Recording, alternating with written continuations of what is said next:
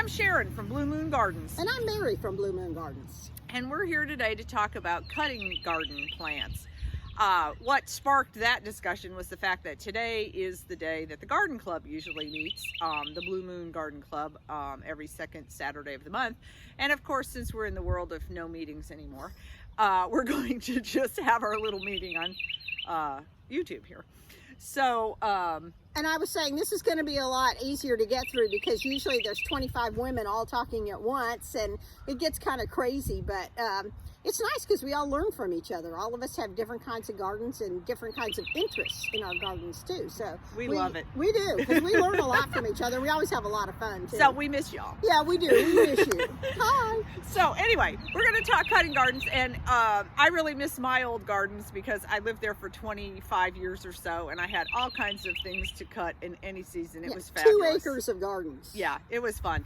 And I miss that because I'm too cheap to buy flower arrangements, so I expect that I should have things in the garden. But I picked my 2 flowers out of my current garden this morning to bring.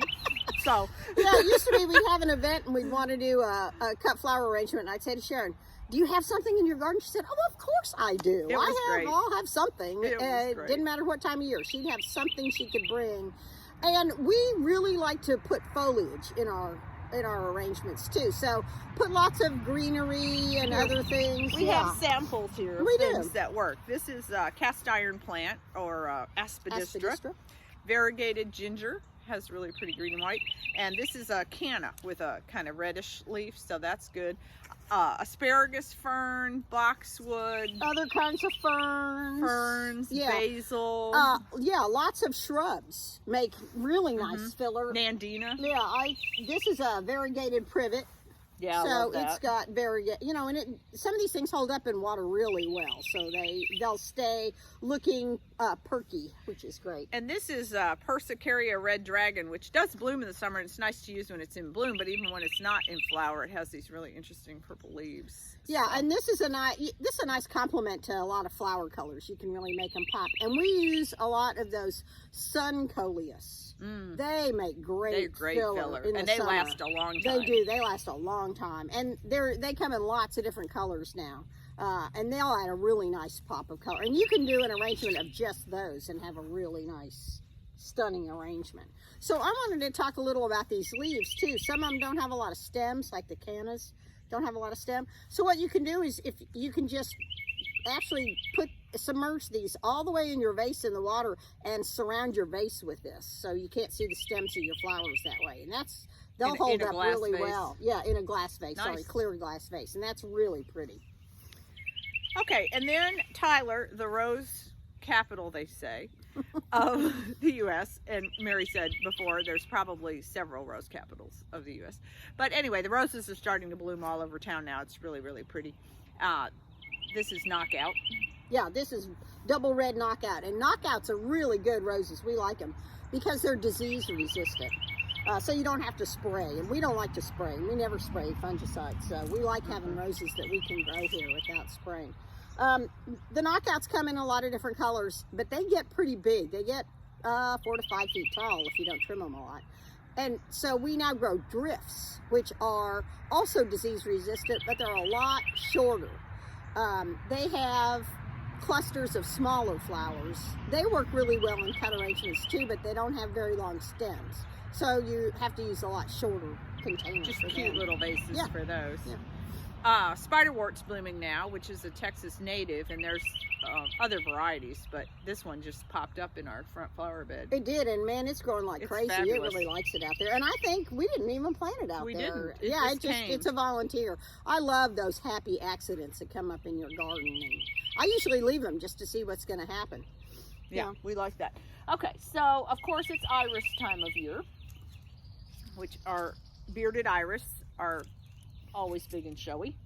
Yeah, and this year mine are doing great. And this is one thing I really like about iris. The flowers, each flower only lasts about 1 or 2 days, but you can see I had 4 different buds on this one stem. So I could cut one stem and I'll have like a week and a half of flowers off of this. When this one fades, I'll just cut the stem down to here, and then this one will open up, and then this one. Yeah, that's really nice. Beautiful. There are lots of re-blooming iris now. They'll bloom in the spring and the fall, so you get to enjoy them 2 times a year. And we have a lot of different ones of those right now in a lot of different colors, and some of them are just gorgeous. This is just an old-fashioned one that I found growing at where I built my house out in the woods. It was amazing. Cool. Daffodils, still a few stragglers left on from early spring, which smell fab. Can you smell them? I could smell them just holding them. That's wonderful. Yeah. These are some of my favorite cut flowers, mainly because they bloom so early. They're some of the first things I see out there that I can bring in. I have been planting daffodils on my property for probably 30 years, and every year I just buy more and put them out there, and now I have daffodils all over the place, and I just love that. Hellebores, getting towards the end of hellebore season. Lenten roses is another name for hellebores, and they're great for the shade. Hank's coming to visit. Hey, Hanky. So they're great flowers for the shade, and they come in different colors. A lot of them fade to this like lime green, like it could be white to begin with, and then as it fades, it has just such a nice, pretty color as it fades. Some are, what, purple, I guess you'd say. Pinks and purples. Kind of reddish and white, color. Yeah, really pretty plants for blooming in the winter when it's cold, when not much else is going on. So that makes great. The flowers last forever in the garden. I mean, months. And also, if you cut them and use them in flower arrangements, they last a really long time. So that's nice to have some. And also, since they bloom in the winter, there's not a lot else going on out there. So Mary picked phlox, and I picked my one phlox from the house.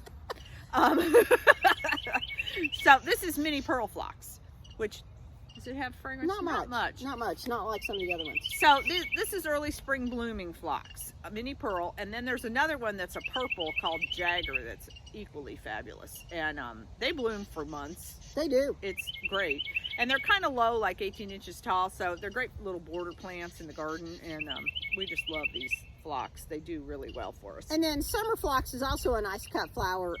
It blooms in the middle of summer. It gets pretty tall in the garden, not like those other ones that stay kind of short. And this is the other thing from my house. This is a euphorbia. So we get different euphorbias. We get Ascot Rainbow, and I don't remember which one this was, but they have just interesting foliage, and then in the spring they do these little satellite-like flowers that bloom all over them, which are so divine, I think. And they're so interesting. They really are. They catch everyone's attention, but they hold up really, really well as a cut flower. Spurge is another name for this. Same family as a poinsettia. Isn't that just an interesting tidbit? Yeah. It It is. has that same milky sap that a poinsettia does. But yeah, great stuff. Okay. Oh, you have first love? I do. Wow. I'm impressed. Yeah, this is a Dianthus that we used to grow years ago, and it's been really hard to find. So I took the last one we had and took it to my garden, and I'm trying to make it grow so we can propagate it and bring it back. So as you can see, it's a very tall Dianthus. This is about, 15 inches?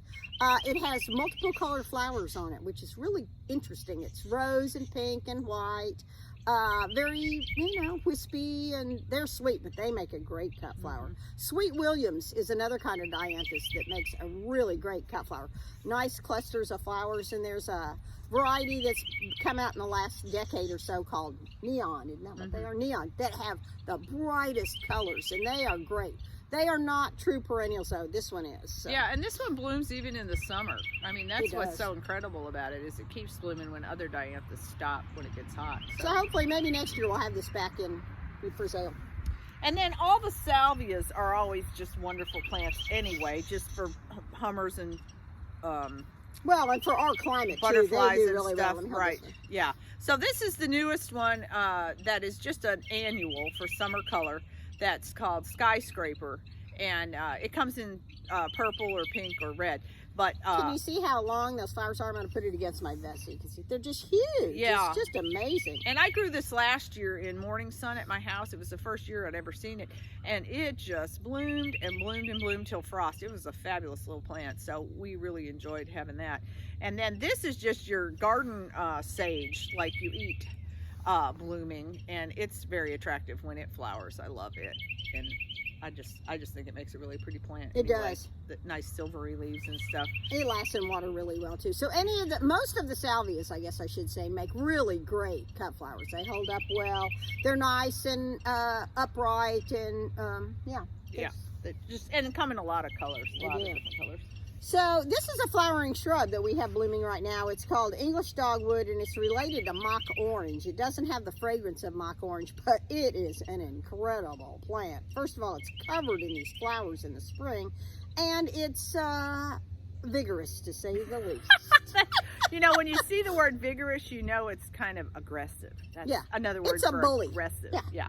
It gets incredibly huge. Yeah. We have this planted in front of one of our sheds, you know, a portable building, and you can't even see the building anymore because this has completely covered it up.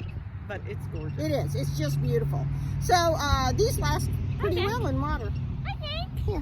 Hank wanted to say hi. He's our star anyway. Say hi, Hank. Oh no, I don't want to. That's funny. You're a good boy. Byzantine Glad? Byzantine Glad. Byzantine. I think that's how it's pronounced. Okay. Yeah. Yeah, really hard to find. So if you ever see these for sale, grab them up because they're just kind of a pass-along plant more than anything They are. else. They're an old heirloom gladiola, and they're one of the few glads that come back and rebloom here. Every year. Every year. I But mean, for years. Yeah. I think they fell out of fashion because it's that gaudy fuchsia color. And, you know, back in the 90s and in 2000, people just thought that was just hideous. Well, I think it's coming back into think so, fashion too, now. yeah. It's really it's a great color. Yeah, it's really bright and showy. So there are certain parts of central Texas where people's yards are just covered in these flowers in the spring. Yeah, which is, you know, pretty stunning. Neat. Yeah. So what are some of our other favorite cut flowers? Well, I like black-eyed Susans a lot in the summer. Yeah, a lot of those Rudbeckias, the black-eyed Susan family, they make great cut flowers. And there's some that get really tall. Oh, and I like sunflowers. Most of them are just annuals too, but they are really gorgeous in the garden and as a cut flower too. Bulbs, there are a lot of bulbs. I'm a big bulb fan. I really like them. Yeah. So they're the fall blooming bulbs. They're really attractive. The spider lilies, I think they're great. Also called naked ladies. And you use asters and mums in the fall a lot. Oh, I do. Yeah. I do. Yeah. So, I mean, there's things for every single season. So get online and look up our handout and you'll know all kinds of things too. That's right. And don't forget, winter you can just cut little things like pansies. I have a lot of little bitty flower vases that are only about an inch or two tall because, you know, when I only have a few things out there, I can still have a little flower arrangement in my house. That's right.